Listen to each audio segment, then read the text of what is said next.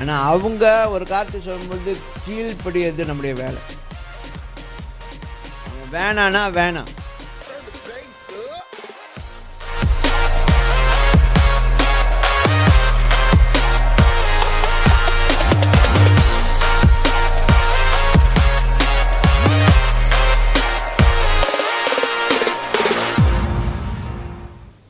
பெற்றோர்கள் ஒரு காரியம் சொல்லும்பொழுது நீ எவ்வளோ படிச்சிருக்கலாம், நீ எவ்வளோ நாலேஜை பெற்றுக்கொண்டிருக்கலாம், நீ எவ்வளோ காரியத்தை நீ பார்த்துருக்கலாம்.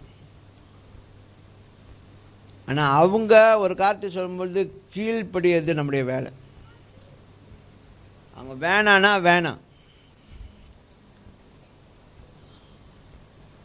இது செய்யாத வேணாம் அப்படின்னு சொன்னால் வேணாம், முடிஞ்சால் தான். எனக்கு திருப்தியாக இல்லைன்னா விட்டுருங்க. அதை பேசி முயற்சி பண்ணாதீங்க அதை லாஜிக்காக்கிறதுக்கு. புரியுதா? அவங்க சொன்னாங்களா எதுனாச்சும் ஒரு நன்மை இருக்கும். இன்றைக்கி எனக்கு புரியல, இன்றைக்கி என் சூழ்நிலைக்கு அது தெரியல. ஆனால் ஒரு நாளைக்கு அது எனக்கு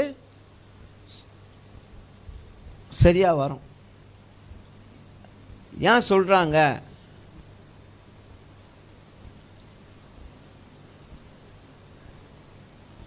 உங்களுக்கு மேலே ஆண்டவர் பெற்றோரை தான் வச்சுருக்காங்க. அப்போ உங்களுக்கு வேண்டிய சரியான இன்ஃபர்மேஷன் உங்கள் பெற்றோர்கிட்ட தான் வரும். உங்கள் பெற்றோர் உங்களுக்கு கெடுதலான காரியத்தை சொல்ல மாட்டாங்க. அது வேணான்னு சொன்னால் அதான் அப்போ சொன்னால் இதுதான் நடக்கும், விட மாட்டானுங்க, தெரியும். அது அவங்களுக்கு கெடுதல் ஆயிடுது.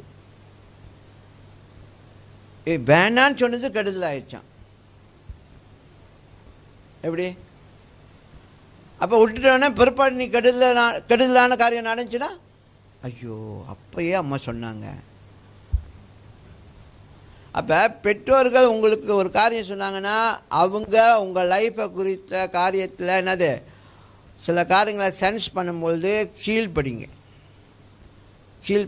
வேணான்னா வேணாம், இதை செய்ய வேணாயா, இது வேணாயா அப்படின்னு சொன்னால் இது வேணாமா, இப்போதைக்கு வெயிட் பண்ணு, பிற்பாடு பார்த்துக்கலாம் அப்படின்னு.